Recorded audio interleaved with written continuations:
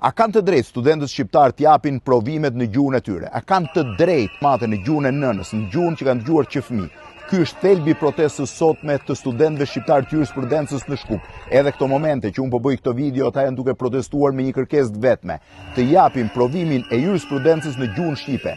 Sipas Kushtetutës së Maqedonisë, besoj që kjo është një drejtë krejtësisht legjitime.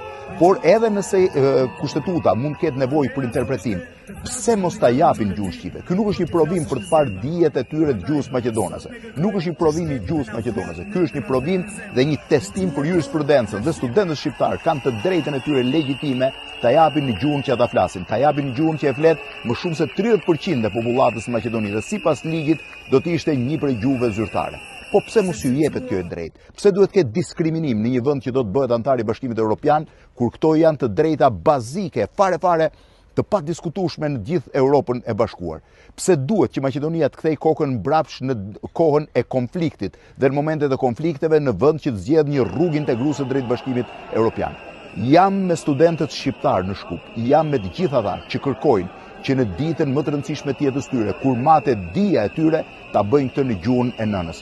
Është legjitime, nëse është, besoj që është ligjore, po dhe nëse ka nevojë për interpretime, le të bëhen interpretime. Këtu nuk bëhet fjalë për politikë, këtu bëhet fjalë për një kombësi që kërkon të drejtën e saj më normale, më bazike, të drejtën e gjuhës.